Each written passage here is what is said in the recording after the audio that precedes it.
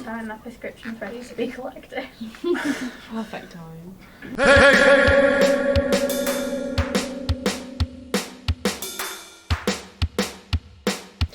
Welcome back to the Clean Up Job. Today we've got myself, Ollie, Megan and Larissa, and we're talking about all things health related. Just to make it clear, like all our other podcasts, we have no idea what's going on, and we aren't experts. For example, Larissa has got COVID right now, and me and Megan are probably going to get it soon. So if you want to find out if that happens, go to Messy Magazine UK on Instagram to know if we get the Rona.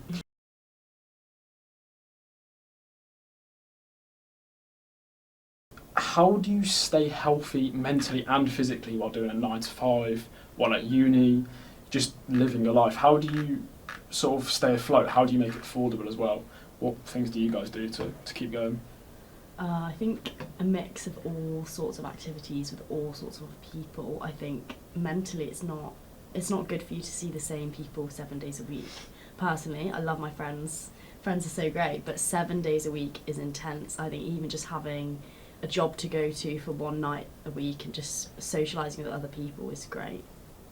Yeah, I think especially there's a lot of uni students who work part-time. I work part-time, and something that I learned, because I had to do a lot of night shifts, I'd work till like 5 a.m. and then have to try and get up for a 9 a.m. lecture, and I learned that I had to really prioritise my time and plan it out, make sure that I didn't, do a 5 a.m. when I had an early class, and I make sure I had to put my foot down and be like, I can't work that shift if it would affect me physically or mentally. Mine's a bit different because I ended up working from home. So if you work from home, my advice would be never take breaks or do work in the same place where you work from home. So if you're at uni, go to your library or something, just get out when you're not working from home. And just also get into a routine, just have certain things or certain places you go all the time. Just make it nice, make those places like a second home. Yeah. Bowl Hill, Sheffield, it's a good place. We also got an answer from our AI overlords at ChatGPT. They said, and this is based on personal experience, practice mindfulness. So take moments throughout the day to be present and mindful of your surroundings. This can help reduce anxiety and increase feelings of calmness.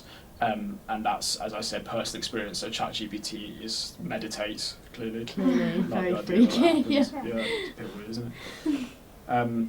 But yeah, the second thing we've been asked to talk about, which is a bit deeper and sort of a more long-running thing, is chronic illness.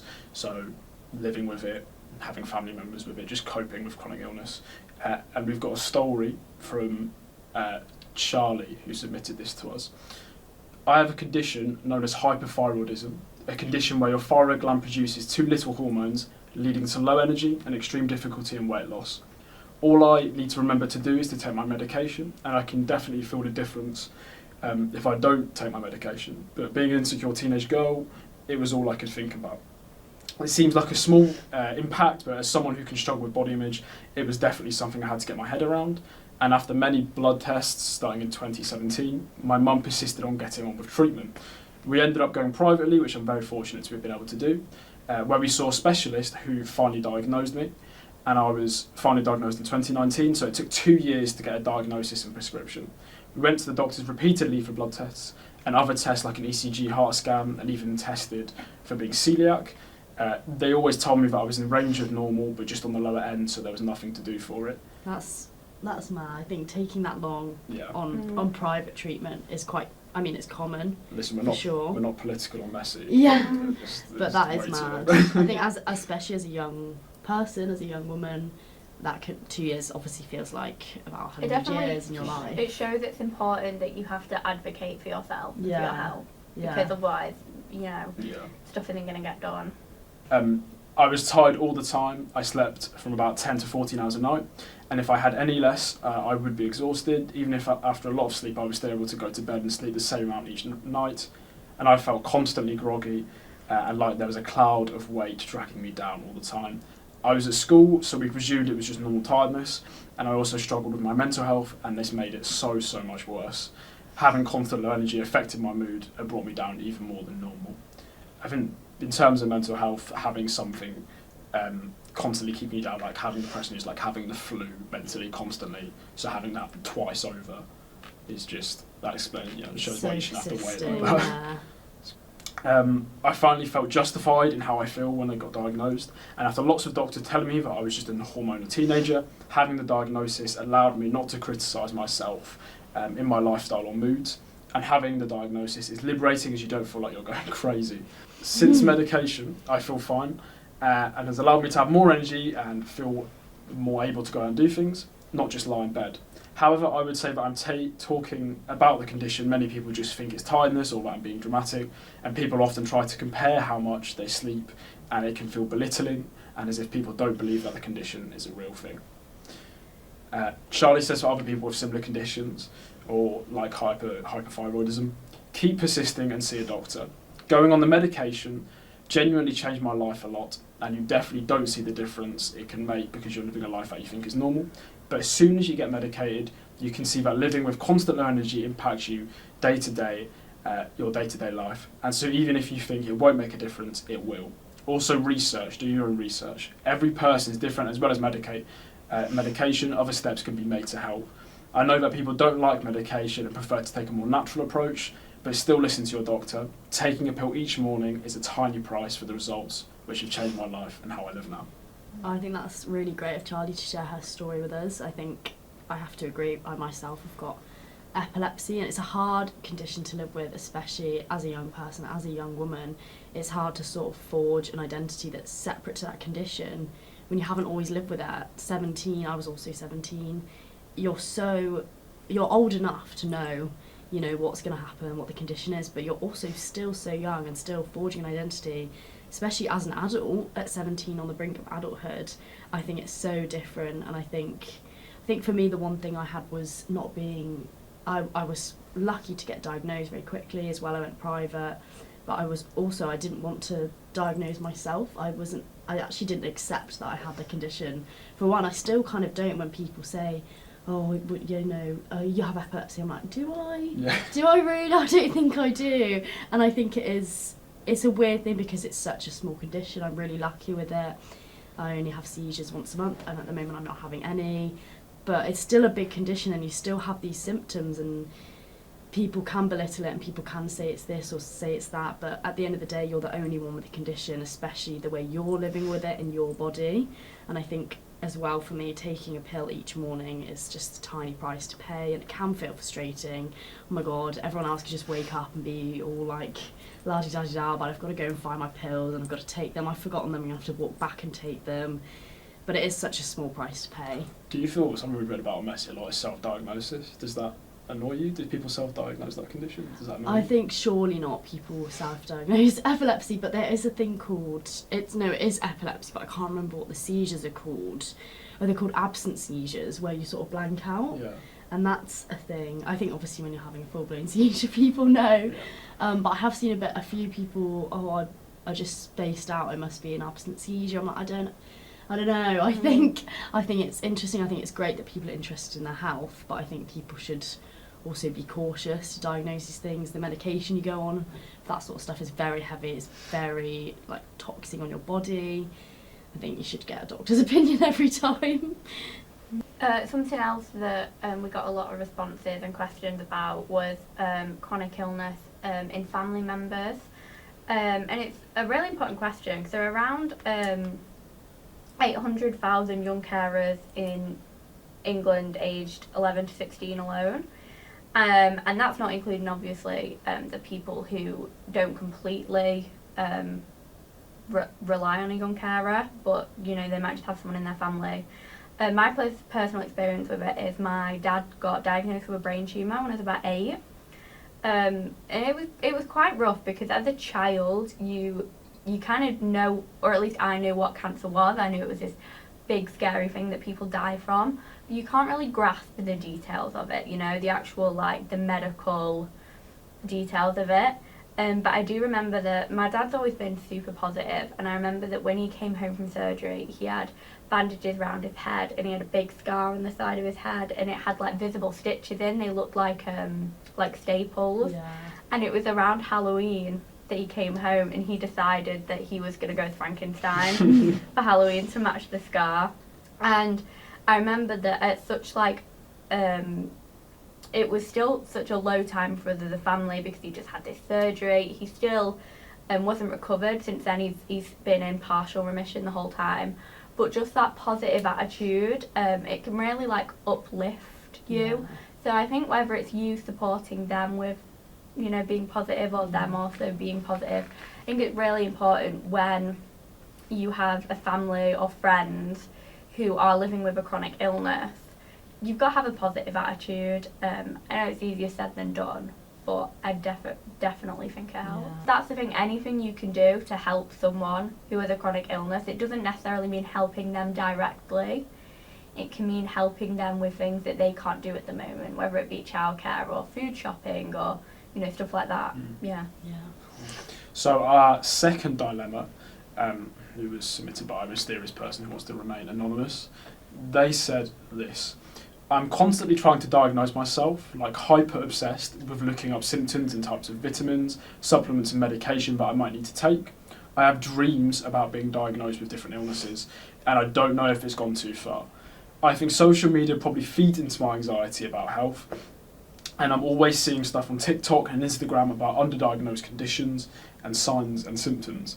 Any advice? Is this normal, and do you guys or anyone else feel the same? Is that normal? Dreams is... I think it's a bit childlike, no offence to the serious person who's watching this, but I think You're a child. I seem to remember doing that as a child almost. Yeah, but people are hypochondriacs. Yeah, I feel like, you know, mentioning social media, I feel like it is very common to go on TikTok and scroll, and all of a sudden you'll see a video and it's like, do you do this, you're probably going to die. Because it'll always be a symptom that could maybe not even be a symptom, or it could be a symptom of a million things.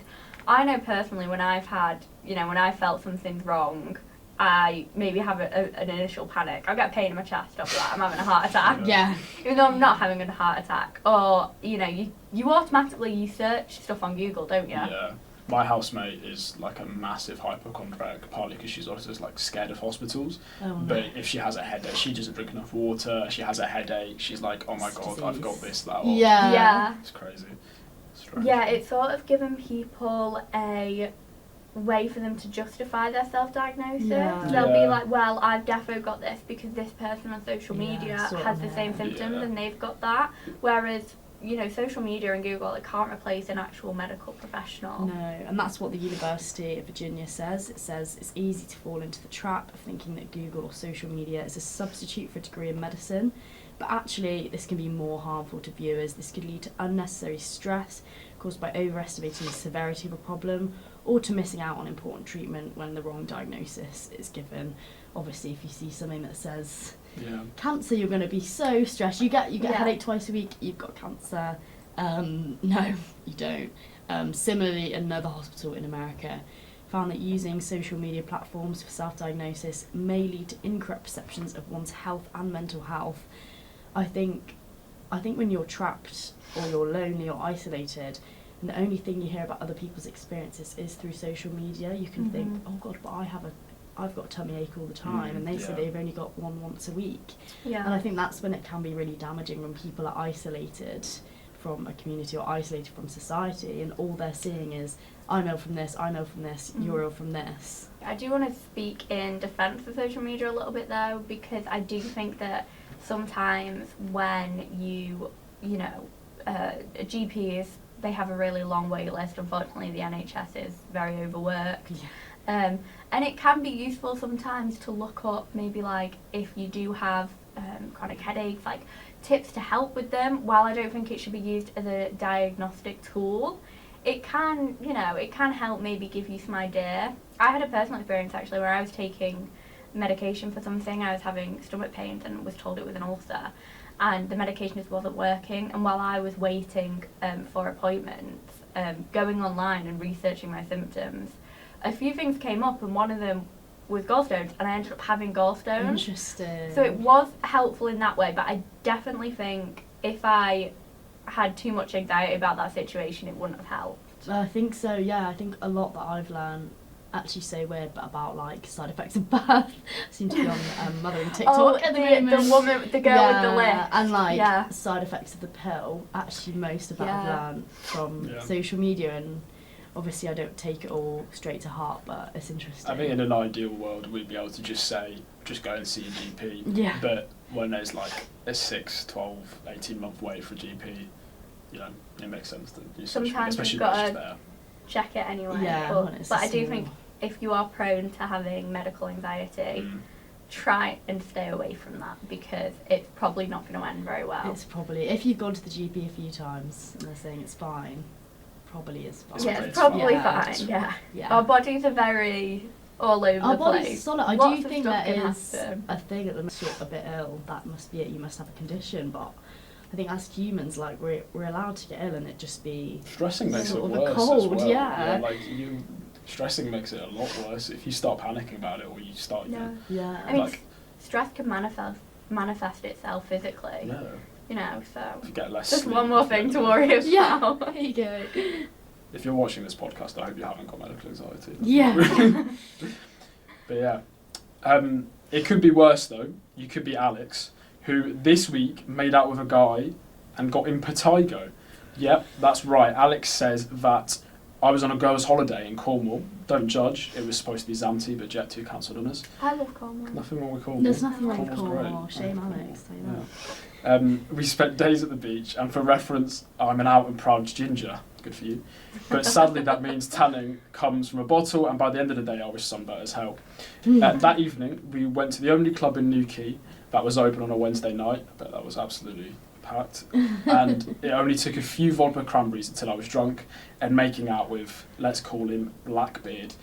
He had a lot of stubble, and I didn't realise I was scratching and itching the sunburn around my mouth. 2 days later, I got home from the trip, and my mum noticed I had infected yellow blisters all around my mouth and said we needed to go to A&E.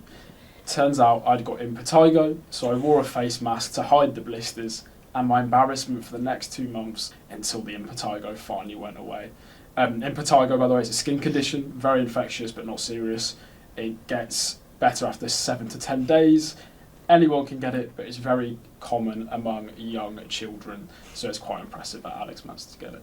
Alex is kind of lucky because I think due to COVID, if you wear a mask now, it's more acceptable, whereas if this was a few years ago, I think probably would have gotten If a this lot was of during people. COVID. What would you have I done mean, you would in 2019 to I hide guess that? wear a mask, but then you get lots of weird looks, I You'd guess. have to wear like a scarf or something. Like, Yeah. how would you cover that up? If this was during COVID, you Let's might just be all remember that Alex has sunburn and impetigo at this point as well. Oh, It's not even the Yeah. sunburn to deal with. It's impetigo. Does it not? Would it not hurt or irritate if you wore a mask over it? Would that not just make it worse? Probably, but wouldn't you want to? Yeah. Just Yeah, I wouldn't mind the making it physical worse. pain isn't as bad. Yeah. Stupid Alex strikes again. God, that is impressive. I feel like kissing anyone's just a really easy way to get in. It is. Yeah, I think people It don't is. realise actually how much you can actually get from just kissing. Yeah. You can get the amount of germs. Yeah, the amount of You germs get that the amount of germs you're catch passing. pneumonia. Fresh and as flu. Anyone knows especially that. they say as well, maybe if you have like sores or cuts in your mouth, then you've got to be Yeah, careful. that's horrible. We once shared a bottle. I can't believe I'm outing myself. Here. We once shared a That is bottle of awful. 1 to 15 like people. 15 people shared this one bottle of Journey juice on a bus on the way to a club, and we all got mono. Every single one of us got mono from it, and no one's ever admitted who it was. So Was it you? it wasn't me. God no, it wasn't me. If you want to submit your disgusting stories, DM us on Instagram at Messy Magazine UK or go to jusmedia.co.uk/messy. But yeah, that's all for our disgusting stories today. If you want more, then make sure you share this with your friends. We'll be back soon where we'll be talking about possibly flings, possibly friends, or anything else in between.